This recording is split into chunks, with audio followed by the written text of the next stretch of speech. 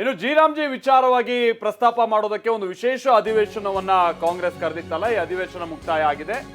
ನಿರ್ಧಾರದಂತೆ ನಿರ್ಣಯವನ್ನ ಅಂಗೀಕರಿಸಿ ವಿಧಾನಸಭಾ ಕಲಾಪವನ್ನ ಮುಂದೂಡಿಕೆ ಮಾಡಲಾಗಿದೆ. ಸರ್ಕಾರದ ನಿರ್ಣಯವನ್ನ ವಿರೋಧಿಸಿ ವಿಪಕ್ಷಗಳು ಸಭಾತ್ಯಾಗ ಮಾಡಿವೆ.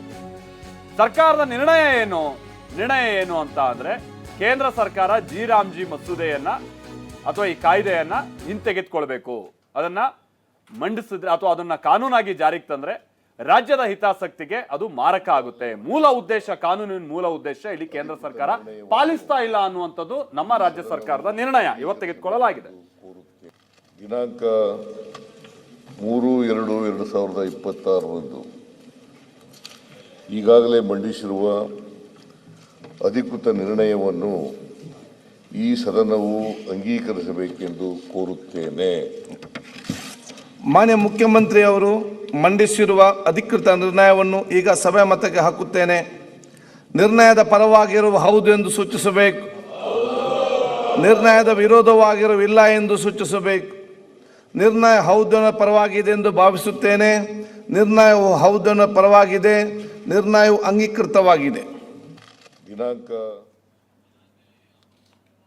ಹೀಗೆ ಮುಖ್ಯಮಂತ್ರಿಗಳು ನಾವು ಅದನ್ನ ನಿರ್ಣಯಿಸ್ತಾ ಇದ್ದೀವಿ ಅನ್ನುವಂಥ ವಿಚಾರ ಹೇಳಿದಾಗ ಸಭಾಧ್ಯಕ್ಷರು ಕೂಡ ಅದನ್ನ ಪುನರುಚ್ಚರಿಸ್ತಾರೆ, ನಿರ್ಣಯವನ್ನ ನಾವು ತೆಗೆದುಕೊಂಡಿದ್ದೀವಿ ಅಂತ. ಆದರೆ ಬಿಜೆಪಿ ಸದಸ್ಯರು ಈ ವಿಚಾರವಾಗಿ ಬಹಳ ಸಿಟ್ಟನ್ನ ವ್ಯಕ್ತಪಡಿಸ್ತಾರೆ.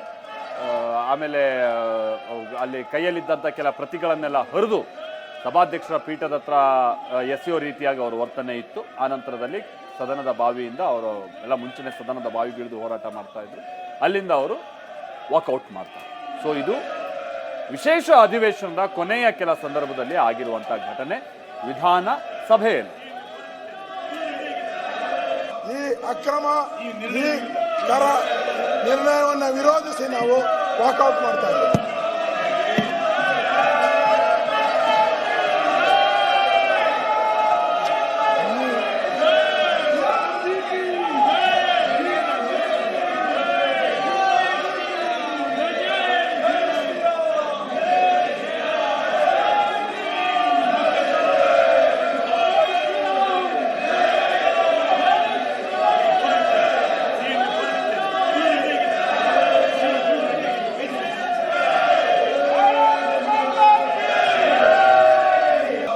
ಅಕ್ರಮ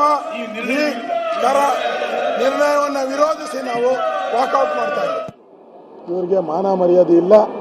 ಈ ದುಡ್ಡೆಲ್ಲ ಲೂಟಿ ಹೊಡೆದಿದ್ದ 6,000 ಕೋಟಿನ ಅವರು ಬಿಹಾರ ಇದು 5 ಪಂಚರಾಜ್ಯಗಳ ಚುನಾವಣೆಗೆ ಕಳಿಸ್ತಾ ಇದ್ದಾರೆ.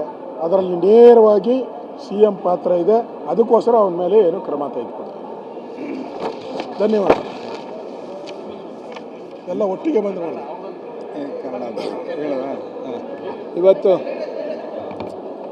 ಇವತ್ತು ಏನು ಈ ಸದನ ಈ ಬಾರಿ ನಡೆದಿದೆ, ಪ್ರಾರಂಭದಿಂದಲೇ ಕೂಡ ಈ ಸರ್ಕಾರ